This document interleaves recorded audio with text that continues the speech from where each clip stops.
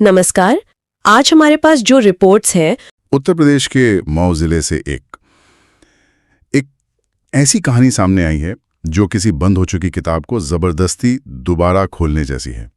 सोचिए, एक 25 साल की महिला नाजिया, जिसकी मौत 30 नवंबर 2024 को हो जाती है और उसे दफना दिया जाता है। परिवार के लिए एक दुखद अंत, पर कहानी यहाँ खत्म नहीं होती। लगभग 4.5 महीने बाद 13 अप्रैल 2025 को एक जज के हुक्म पर पुलिस और प्रशासन की मौजूदगी में उसकी कब्र को फिर से खोदा जाता है। और आज हम इसी मामले की तह तक जाएंगे। हमारे पास जो स्रोत हैं उनके आधार पर ये समझने की कोशिश करेंगे कि आखिर ऐसी क्या नौबत आ गई, मतलब एक दफन हो चुके इंसान को दोबारा कब्र से बाहर निकालना पड़ा। नाजिया की मौत के पीछे की अनकही कहानी क्या है, और ये जो एक कह सकते हैं असाधारण कदम उठाया गया, इसके पीछे की कानूनी और इंसानी वजह क्या है। चलिए इसी बात से शुरू करते हैं। आपने कहा असाधारण कदम। आमतौर पर तो ऐसा नहीं होता है ना। शव को कब्र से बाहर निकालना, जिसे अंग्रेजी में एक्सह्यूमेशन कहते हैं, ये प्रक्रिया अपने आप में कितनी दुर्लभ है। उसे दोबारा बाहर निकालने का आदेश कोई अदालत तभी देती है जब शक की सुई किसी बहुत बड़े अपराध की तरफ हो, मतलब हत्या या कोई साजिश। हाँ बिल्कुल। जब अदालत को लगे कि सच जमीन के नीचे दफन है और उसे बाहर निकाले बिना इंसाफ नहीं हो सकता, तो यह अपने आप में पहला संकेत है कि ये मामला जैसा दिख रहा था वैसा बिल्कुल नहीं है। कहानी में कई परतें हैं। तो चलिए इन परतों को एक एक करके खोलते हैं। कहानी की शुरुआत होती है 30 नवंबर 2024 को 25 साल की नाजिया खातून की मौत से। उसे दफना दिया गया और यहाँ ये कहानी हमेशा के लिए खत्म हो सकती थी। एक दुखद अंत, लेकिन एक अंत। पर फिर एक आवाज उठी, एक ऐसी आवाज जिसे शायद दबाने की बहुत कोशिश की गई होगी, और उसी एक आवाज ने इस बंद हो चुकी किताब को फिर से खोल दिया। बिल्कुल, और ये आवाज थी नाजिया की छोटी बहन की। यही इस कहानी का सबसे अहम मोड़ है। जब सब चुप थे, जब मामला रफा दफा हो चुका था, तब नाजिया की बहन सामने आती है और अपने ही जीजा यानी नाजिया के पति आयूब और उसके परिवार पर ऐसे इल्जाम लगाती है जिन्हें सुनकर कोई भी चौंक जाए। इल्जाम क्या थे? क्योंकि इन्हीं इल्जामों में इतनी ताकत थी कि एक जज को कब्र खुदवाने का आदेश देना पड़ा। आरोप बहुत संगीन थे। बहन का कहना था कि नाजिया की मौत कोई सामान्य मौत नहीं थी। उसका दावा था कि शादी के बाद से ही नाजिया को ससुराल में प्रताड़ित किया जा रहा था। लेकिन बात सिर्फ प्रताड़ना तक नहीं रुकी। आरोप ये था कि नाजिया के साथ बलात्कार जैसा घिनौना अपराध किया गया और फिर इस जुर्म को छुपाने के लिए, सबूत मिटाने के लिए उसकी हत्या कर दी गई।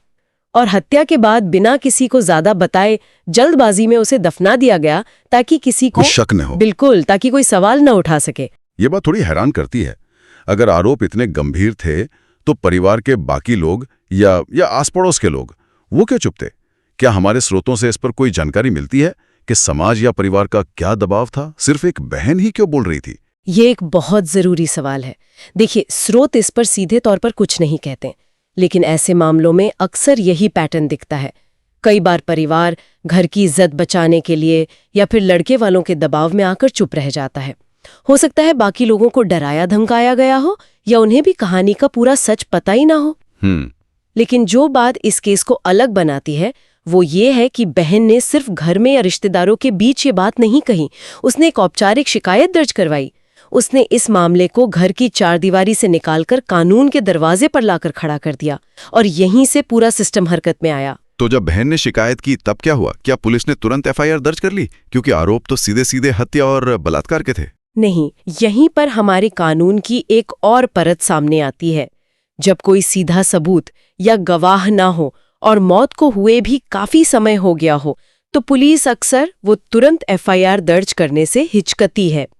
ऐसे में पीड़ित पक्ष के पास एक रास्ता होता है, सीआरपीसी यानी दंड प्रक्रिया संहिता की धारा 156(3) के तहत सीधे मजिस्ट्रेट की अदालत में गुहार लगाना। अच्छा, मतलब कोर्ट के जरिए पुलिस को निर्देश दिलवाना। हाँ, इसमें वो अदालत से अनुरोध करते हैं कि पुलिस को जांच करने और एफआईआर दर्ज करने का निर्देश दिया जाए। इस मामले में भी पूरी संभावना है कि यही रास्ता अपनाया गया होगा। अच्छा, तो मतलब पुलिस की निष्क्रियता के बाद मामला अदालत पहुंचा और फिर अदालत ने ये बड़ा फैसला सुनाया। बिल्कुल। अदालत के सामने जब ये शिकायत पहुंची और उन्हें लगा कि आरोपों में गंभीरता है और सच का पता लगाने का और कोई रास्ता नहीं है, तब उन्होंने ये असाधारण आदेश दिया। ये कोई हल्का फैसला नहीं होता। जज को ये पक्का करना होता है कि किसी की कब्र को खोदने का आदेश देने के लिए उनके पास पर्याप्त और ठोस वजह है। बिल्कुल। ये न्याय की प्रक्रिया में एक बहुत बड़ा और निर्णायक कदम था, और ये सब हुआ नाजिया को दफनाए जाने के 135 दिनों के बाद। 135 दिन? ये तो लगभग 4.5 महीने। मुझे तो यकीन नहीं हो रहा कि इतने लंबे समय के बाद भी कुछ मिल सकता है। ये किसी फिल्म की कहानी जैसा लग रहा है। क्या इतने वक्त के बाद फोरेंसिक जांच से कुछ ठोस सबूत मिलना मुमकिन भी है? देखिए, ये एक बहुत बड़ी चुनौती है, इसमें कोई शक नहीं, लेकिन ये नामुमकिन भी नहीं है। हाँ। समय के साथ शरीर के नरम ऊतक यानी सॉफ्ट टिश्यूज तो खत्म हो जाते हैं, जिससे बलात्कार जैसे अपराध को साबित करना बेहद मुश्किल हो जाता है। लेकिन फोरेंसिक साइंस इससे कहीं ज्यादा आगे है। विशेषज्ञ अक्सर हड्डियों को देखते हैं, हड्डियों पर चोट के निशान, जैसे कि कोई पुराना फ्रैक्चर जो ठीक हो रहा हो, और मौत के समय लगी चोट के फ्रैक्चर में जमीन आसमान का फर्क होता है, उसे पहचाना जा सकता है। ये तो बहुत दिलचस्प है। मतलब हड्डियों का पैटर्न भी एक तरह से कहानी बता सकता है। और क्या क्या देखा जा सकता है? हाँ, बिल्कुल। इसके अलावा अगर जहर दिए जाने का कोई शक हो तो कुछ भारी धातुएं, हैवी मेटल्स जैसे आर्सेनिक या लेड, वो महीनों बाद भी बालों, नाखूनों और हड्डियों के सैंपल में मिल सकती हैं। अच्छा। हाँ, ये शरीर में लंबे समय तक बने रहते हैं, तो भले ही 135 दिन बीत गए हों, लेकिन अगर कोई ऐसी चीज है जो हड्डियों या बालों में रह गई हो तो फोरेंसिक टीम उसे पकड़ सकती है। तो हाँ, चुनौतियां बहुत है, लेकिन उम्मीद अभी बाकी है। अब सब कुछ पोस्टमार्टम रिपोर्ट पर निर्भर करेगा। तो मतलब अदालत ने अपना काम कर दिया, कब्र खोद दी गई और शव को पोस्टमार्टम के लिए भेज दिया गया। लेकिन ये तो बस एक पड़ाव है। असली लड़ाई तो अब शायद एक लैब के अंदर माइक्रोस्कोप के नीचे लड़ी जा रही है। आपने बिल्कुल सही कहा। अब गेंद पूरी तरह से विज्ञान के पाले में है। फोरेंसिक डॉक्टर जो रिपोर्ट देंगे वही इस केस की दिशा तय करेगी। यहाँ एक और जरूरी बात है चेन ऑफ कस्टडी की। चेन ऑफ कस्टडी वो क्या होता है? इसका मतलब है कि सबूतों को एक जगह से दूसरी जगह ले जाने की पूरी प्रक्रिया का रिकॉर्ड रखना, कब्र से लेकर पोस्टमार्टम टेबल तक और वहां से मिले सैंपल्स को लैब तक पहुंचाने की पूरी प्रक्रिया की वीडियो रिकॉर्डिंग और दस्तावेजीकरण बहुत जरूरी होता है, ताकि बाद में अदालत में कोई ये सवाल न उठा सके कि सबूतों के साथ छेड़छाड़ हुई है। समझ गया। तो अगर हम आज की तारीख में देखें तो ये मामला कहाँ खड़ा है? आगे क्या होगा? मान लीजिए रिपोर्ट में हत्या की पुष्टि हो जाती है, तब क्या प्रक्रिया होगी? और अगर रिपोर्ट में कुछ साफ नहीं हो पाता तब क्या होगा? 2 रास्ते हैं। अगर पोस्टमार्टम रिपोर्ट में किसी भी तरह की गड़बड़ी, जैसे कि जहर, गला घोटने के निशान या हड्डियों पर चोट की पुष्टि होती है, तो ये एक अकाट्य सबूत बन जाएगा। इसके आधार पर पुलिस तुरंत नामजद लोगों के खिलाफ FIR दर्ज करेगी और गिरफ्तारियां भी शुरू हो सकती हैं। ये केस के लिए सबसे बड़ा टर्निंग पॉइंट होगा। और दूसरा रास्ता, अगर रिपोर्ट मतलब निर्णायक नहीं हुई तो? वो ज्यादा जटिल स्थिति है। अगर रिपोर्ट में आता है कि शरीर के क्षय होने की वजह से मौत का कारण स्पष्ट नहीं हो पा रहा, तो केस कमजोर पड़ सकता है। लेकिन ये खत्म नहीं होगा। पुलिस फिर भी दूसरे सबूतों जैसे कि गवाहों के बयान, कॉल रिकॉर्ड्स और हालात से जुड़े सबूतों के आधार पर अपनी जांच जारी रख सकती है। लेकिन ये सच है कि एक ठोस फोरेंसिक रिपोर्ट के बिना अदालत में जुर्म साबित करना बहुत मुश्किल हो जाता है। तो अभी सभी की निगाहें बस उसी एक रिपोर्ट पर टिकी हैं। तो आज हमने मऊ के इस बेहद पेचीदा मामले की परतों को खोला। एक 25 साल की लड़की नाजिया की मौत, जिसे एक सामान्य घटना मानकर दफना दिया गया। फिर उसकी बहन की हिम्मत, जिसने हत्या, बलात्कार और प्रताड़ना के गंभीर आरोप लगाए। और फिर न्याय की एक धुंधली सी उम्मीद में 135 दिनों के बाद अदालत के आदेश पर उसकी कब्र का खोदा जाना। यह पूरा सफर ही अपने आप में असाधारण है। बिल्कुल।